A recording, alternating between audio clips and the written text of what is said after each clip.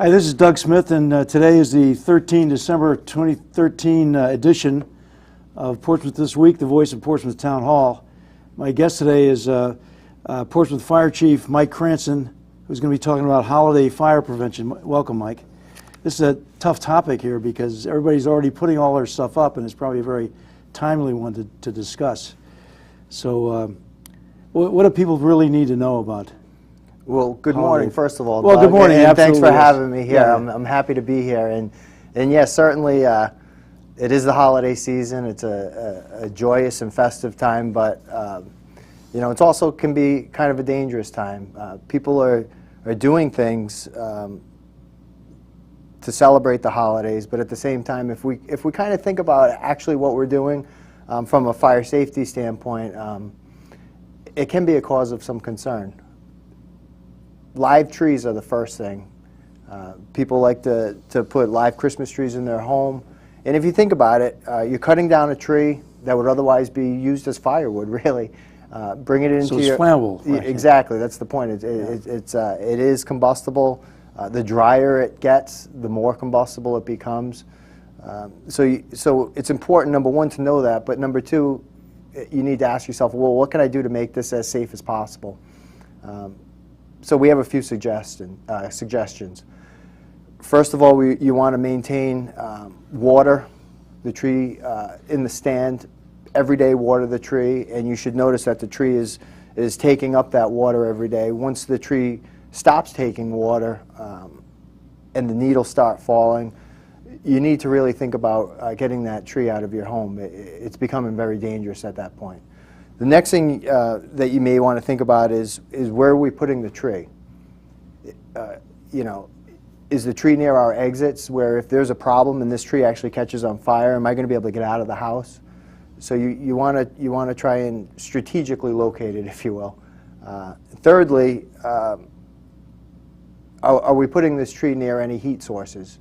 We want to make sure we keep the tree as far away from, you know, heating vents, fireplaces, wood stoves. Anything that produces heat is going to help to dry that tree out and make it more flammable. Yeah. And lastly, but certainly not least, is we're putting a bunch of lights on this tree, you know, to light it up. So, you know, we want to examine the lights. We want to say, is this string of lights frayed, or is it just worn? You know, we've been using it for 10 years, so Sure. So maybe we should replace it. They're fairly cheap, you know. And how many strings are we putting together? Because the more that, you know, sets of lights you start stringing one together, circuit, you mean, yeah. on one circuit, you're gonna start heating up those cords, and you know. Christmas tree fires don't happen often, but when they happen, they're a pretty significant event, you know. And 1 in 4 of those Christmas tree fire occurrences are the result of you know, an electrical problem. Yeah. So it is a big deal. So one of the things that people might think about, if they haven't bought one yet, is try to find a fairly fresh one, so it's got a longer life cycle, so it'll stay sort of fresh. Right, absolutely. You know, if you can go to a Christmas tree farm, you know, locally, where they cut it down, and you can actually pick your tree out. Some people have a tradition of maybe going around Thanksgiving or a little bit before and tagging a tree and then going back with their family to have it cut down. Not only is it just kind of a nice thing to do with your family, but secondly, you're getting, you know, the freshest tree you can get, and it's more likely to take water longer and the needles to stay on it, and ultimately to be a little bit safer in your home. Yeah, I would think that the drying out of the trees would also be kind of a major cause of that. In my case, my tree's in a front window, and I'm just situated where I get the sun all day long.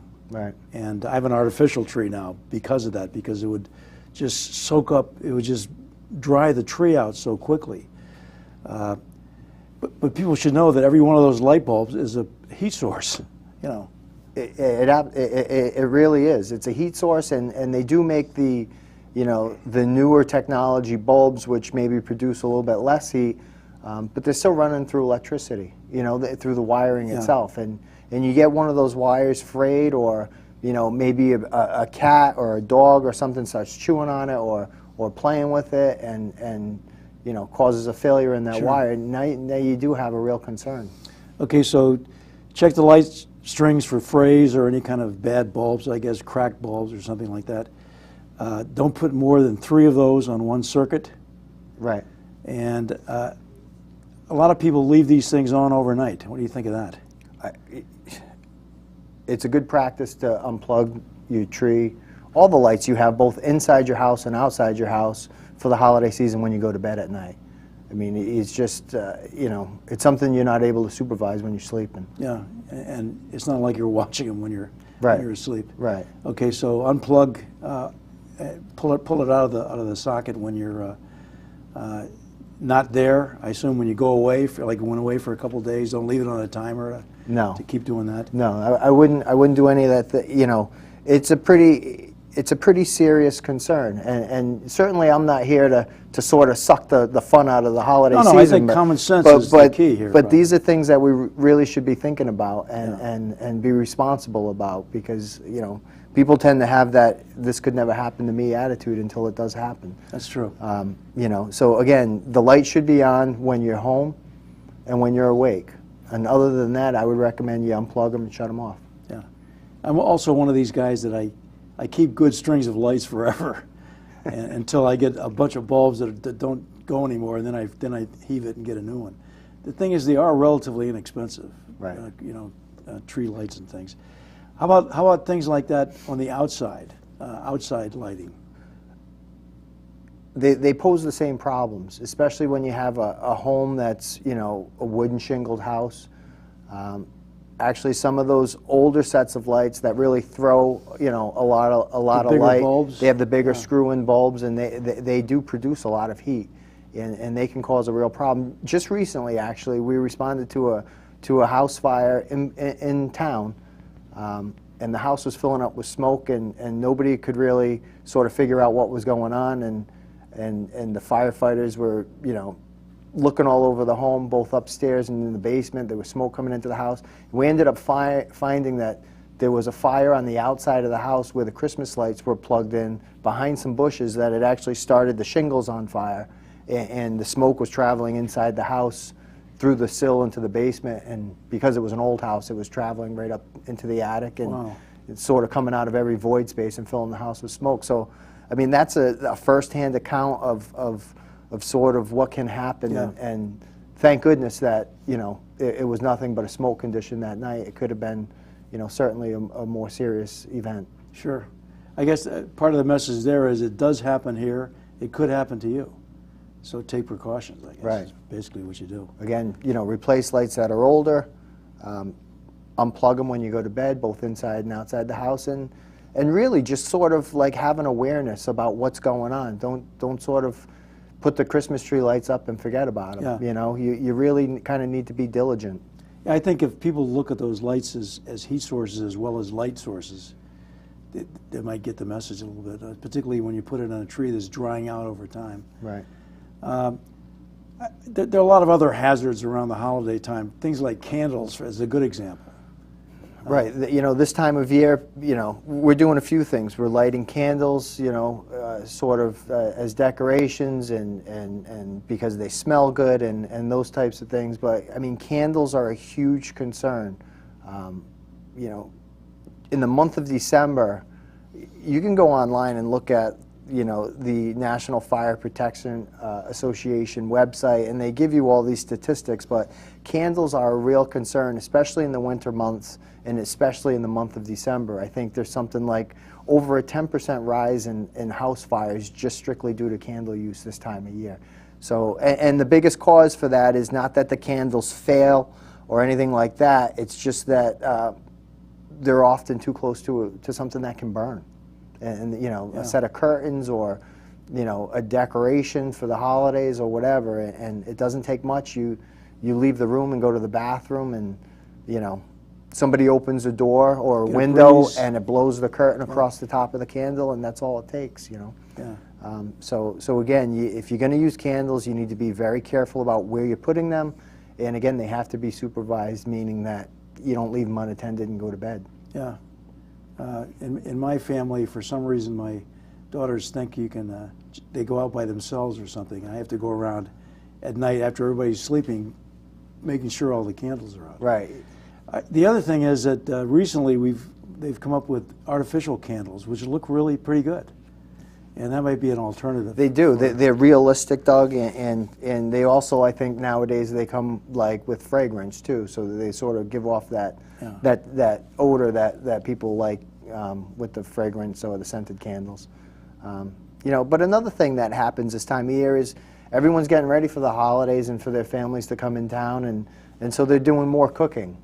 You know, they're making their Christmas cookies and stuff like that, and we see this time of year an increase in cooking fires as well.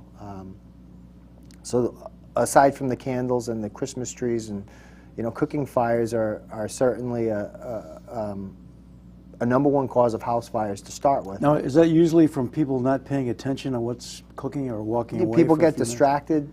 You know, they need to.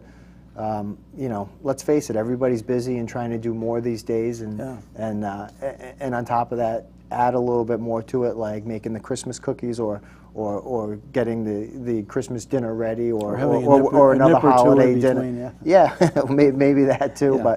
But I think a lot of it is distraction. People get distracted. People get on the phone. People have all their cellular devices, and it's unfortunate, but it is a concern, and it's something that we need to really pay attention to. Yeah, I think if there's any time that you're going to be distracted, is when your family's there and everybody's, you know, in the holiday spirit, and right. It'd be very easy to forget about doing these things. So trees, live trees, are the primary cause of fires during this season, and candles, you know, open flames. Yeah, well, I think cooking still takes the cake as far as the #1 source of house fires all times a year, but in particular this time of year. Christmas tree fires don't happen that often, but when they do happen, they're serious. They're serious. Yeah. If you have a regular, say, house fire, I think there's something like 1 out of every 150 house fires may result in a fatality. Now, if you take those same statistics when there's a Christmas tree fire involved, it's something like 1 out of every 40 or 50 Christmas tree fires result in a fatality. So much more dangerous. So they're much more dangerous. They release heat at a much faster rate than, say, a normal cooking fire or something like that. Now, the thing is, I'm just trying to think of how a cooking fire would start. I mean, you say baking cookies, things like that, unless they were just left burning in the oven and started on fire themselves in there. What about other stuff? I mean, like cooking on top of the stove and things like that. Yeah, cooking away? on top of the stove is a big concern. A lot of times when we have fires in the oven, I mean, the oven is pretty much self-contained unless the flames start to get out of the door or something like that. So you can shut it and hopefully seal it off. But yeah, the biggest thing is unattended, you know, cooking on top of the stove, whether it's grease or combustible materials. You know, I'm guilty in my own home of, we sort of have our recycling area right next to the stove, so as the kids start throwing, you know, scrap paper and stuff in that area, I mean, you know, who's to say something's not going to get bumped over towards the stove? So, so it's something you need to be aware of. It's a real hazard. And I guess the key there is, if you're cooking, pay attention to what you're doing, and don't leave the room, even if it's for a minute. Gotcha. Okay, candles, trees, cooking. I would think fireplaces have to play a role, because everybody likes to have a nice roaring fire and all that kind of stuff. Even if you have a screen around the fireplace, every once in a while you'll see those embers try to pop out. Right. And it seemed to be very easy for something like that to start a fire. Is that something that's common too during the season? Yeah, it's common. I think what we see more of fires actually in the chimney than we see from embers sort of popping out of the fireplace. Like you stated, I think nowadays you see a lot of people with the giant screen or even the glass enclosure. Yeah. But what happens when you have a fire in your fireplace, you know, the products of combustion, the smoke and all that, they go up through the chimney and out through the roof, but some of the stuff in there, as it rises up through that chimney, it cools off, and when it cools off, it tends to stick to the sides of the chimney and build up, and that's what we call creosote. Yeah. And that's flammable. Kind of like a greasy residue that sticks to your It's like a sticky, greasy residue that sticks to the sides, and at some point when you're burning in your fireplace, if you don't have your chimney cleaned, like say on an annual basis, you can get a fire in your chimney, which can be very dangerous. It can spread to the sort of the attic of your home, or the wooden material that your chimney is enclosed in. So that's where we tend to see more fires this time of year with the fireplaces. Although certainly if you are using a fireplace, it should have a screen in front of it as well. Now, so you probably should have your chimney cleaned once a year, I guess, if you use it a lot. Right. We recommend that you clean it once a year. And then another thing that you see this time of year when people have, are using their fireplace, sometimes you have like a lot of the wrapping paper and cardboard, stuff like that, right? And it's pretty convenient to be able to crumple it up into a ball and throw it in the fireplace. Yes. But what happens with that is that paper is very light. And so it catches on fire, and then itself gets sucked up the chimney while it's burning and flaming. And when that happens, that's a very easy way to start that creosote that's already built up on the lining, start that on fire, and then you could have a real problem. It can crack your chimney, and when it cracks the chimney, now you have heat escaping the chimney, and you could end up with a fire in your attic. Okay, so what you're saying is use the fireplace for what it's meant to be, which is burning wood. That's correct. And don't throw a bunch of, a lot of that paper too is coated with all kind of stuff, print stuff. And yeah, there's like some of it sort of has like a waxy oil feel to it on the Christmas paper, in particular the holiday paper. Sure. Depending on, any kind of paper really that you put in there, it's not, your fireplace isn't designed for that. Now, is there any way that you would know from the inside of your house that your chimney is on fire? I mean, that seems to be kind of a dangerous thing to happen, because how would you know unless it somehow backed up? Sometimes when we get the phone call, we get a phone call from somebody saying that they're getting some smoke in their house, because once that creosote starts building up, if you have a piece of, let's say, wrapping paper that's stuck there, now you're not getting a good a good chimney effect from the fire itself, and so you get some of that smoke back into the house. Yeah. Oftentimes we have just somebody passing by the street call in and say, there's actual fire coming out of the top of this chimney. And that's really, to be honest with you, probably the biggest way, or the way we most often hear about chimney fires. Yeah, somebody goes by and sees it shooting right, out. and then next thing you know, we show up and knock on your door and say, are you having a fire in your fireplace? And they say, yeah, it's fine. And we say, well, can we check it out, because this flame's coming out of the top. So that's what we do, and if they're caught quickly, we can usually put them out fairly easily, empty out the fireplace for the homeowner, and then obviously we advise them, have a chimney sweep come in here and clean your chimney and get it checked out, make sure that there's no damage to it. Right. So get your chimney cleaned regularly and burn wood. Save that trash for the recycling bin. Yes. Okay, sounds like a plan.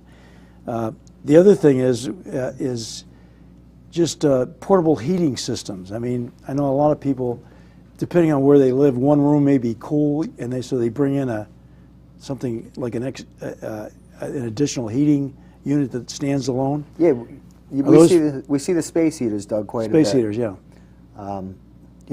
Anytime you're going to use some kind of appliance like a space heater, number one, you want to make sure that it's a listed appliance. What we say, it's either by Underwriters Laboratory, which is UL listed, or Factory Mutual, and then you want to use it for what it's intended for. And meaning, here you have an appliance that plugs in, uses electricity, and creates a ton of heat. Okay, so what's the safe way to operate this? Well, number one, we want to put it somewhere where it's not going to be in contact, much like the candle we were talking about earlier. Keep it away from anything. It's not going to be in contact with any draperies or any paper or anything like that. The safest way to use it is sort of turn it on, heat up the room, and then shut it off before you go to bed. Some people use it in like their bedroom. Get it all fired up while you're still awake. Get the room warm, then shut it off and go to bed. Yeah. You see the new space heaters have the technology where if they tip over, they shut off automatically, which is very good. But that just goes to show you that there has been a problem in the past with these things sort of causing fires. From not so much malfunctioning, but from doing what they do. Sure.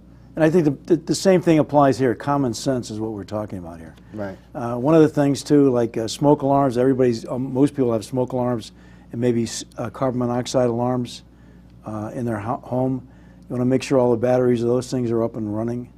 I would imagine carbon monoxide can be a problem. A lot of people start their car in the garage and let it run to warm up. Right, and that's not a good idea. First of all, anytime you use any kind of appliance in your house, whether it's a fireplace or a wood stove, or you have cars in the garage or anything like that, even gas-fired, oven and stove and dryer and your oil burner or your natural gas heater, those things all produce carbon monoxide normally. So they all need to be vented. And how can we be assured that they're vented and we're not getting carbon monoxide in the house? Have those devices, the carbon monoxide detectors. They should be on every level of your home. They should be about 10 feet away from a heat source, because you don't want to get false positives every time you read them. Then people end up just pulling them off the ceiling. They should be right outside your bedroom, so that the idea there is it'll alert you before the carbon monoxide gets into your bedroom. But they should be tested. The batteries should be changed, and they should be replaced after about 5 years. Yeah. One of the things too I think is worth mentioning is a lot of people they keep their tree up well into the new year, and I would think you'd want to get rid of that as soon as it starts to dry out, or as soon as you don't need it in the room anymore. I do want to mention that, and I spoke with Dave Kehoe of the Department of Public Works.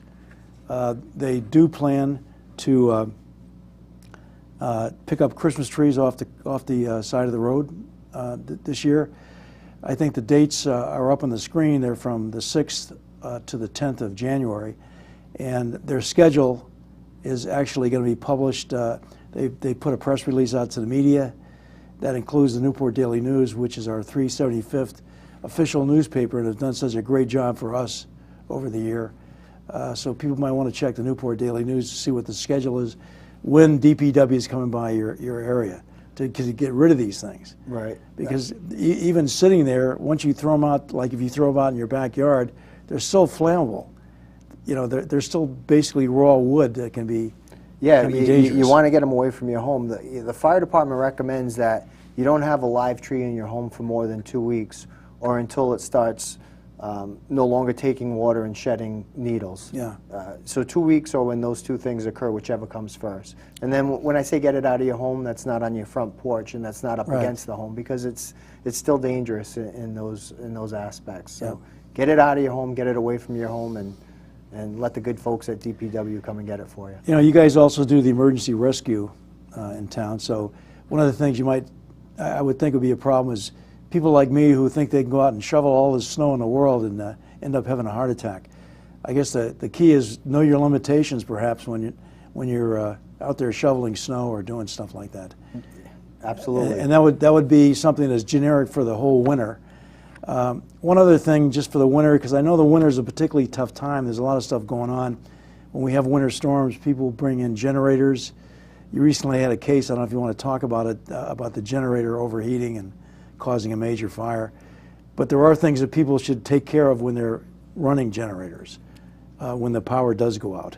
Right. You always want to use any appliances, whether it's a portable generator or sort of a fixed generator that's hooked up outside of your home.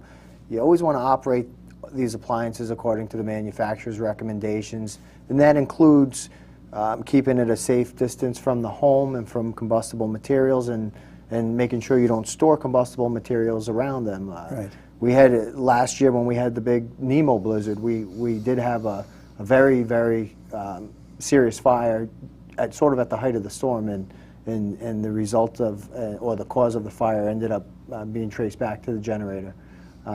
So again, like anything, it needs to be maintained, and it needs to be used according to the manufacturer's And common sense probably goes a long way. Common sense goes a long way, but it's easy to say that, but sometimes when you have a storm coming or it's the holiday season, people seem to get a little bit overwhelmed with everything that's going on. So sometimes common sense isn't at the forefront. Yeah. We're almost out of time here, and I want to thank you for your excellent tips on what to do and what to avoid during the holidays. As you know, the final event for our 375th anniversary celebration will be the Polar Dive. Excellent. Off Island Park on 31 December at noon. And I understand the police department will be well represented at our final dive, and I'm assuming that you and your firefighters will come through for us as well. You guys going to plan on coming down there and joining us? I'm planning on coming down and joining you. I'm going with the idea that it can't be colder than it was last year. Yeah, so. that's probably true. I know you've agreed to run the bonfire for us. That's a major thing, by the way. I mean, that saved my life last year, I think. But also, you'll have an emergency rescue vehicle somewhere on call or down there on the site. Yes. For if there is any kind of problem. I should mention, we do have a turnover plan with Newport that's just recently come up, and they begin their 375th anniversary celebration on 1 January. So we'll have a little turnover at the beach house afterwards. So good. Hope you'll be there to see that. I'd like to personally thank you and your department for all the support you guys showed for the, and ladies, for the 375th. You guys are really super, and we really appreciate it. I'd like to wish all of you and your families at the fire station a Merry Christmas and a safe, happy, and healthy New Year. And to our viewing audience, I'd like to extend holiday greetings from the entire Portsmouth This Week crew, which includes Rich Talipsky, Gary Gump, Bob Hamilton, Ray Keller, Dave Miller, Brian Medeiros, and John Klimm. Merry Christmas from all of us. This is Doug Smith signing off for 2013. Come on down and join us at noon on the 31st of December at Island Park Beach and become part of Portsmouth history. Oh yes, I want to show you the t-shirt, or the sweatshirt rather. This is the sweatshirt if you get home in on it. This is the front of the sweatshirt, and this is the back. This is for folks who donate $100 or more, or come up with pledges worth $100 or more. So come on down and join us at the Polar Dive. You'll see me, I'll be the guy shivering down there right in front of the bonfire. Thanks a lot and have a nice holiday. Thanks, Doug.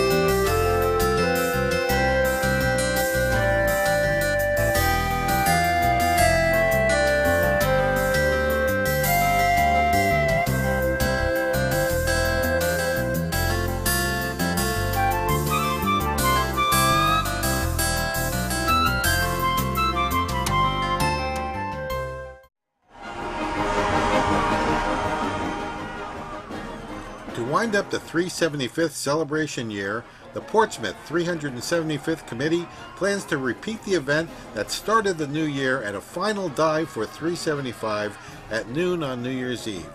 The event will be the final activity for the 375th year that has collected donations to fund the section in the Portsmouth Library dedicated to the preservation of Portsmouth history. All people who register to dive or opt out and donate over $100 by December 15th will receive a special final dive for 375 sweatshirt at the dive for each $100 donated. Those who register with their donations after December 15th will receive their sweatshirts at a later date. To join in the fun and get a registration form, go to portsmouthri375.com.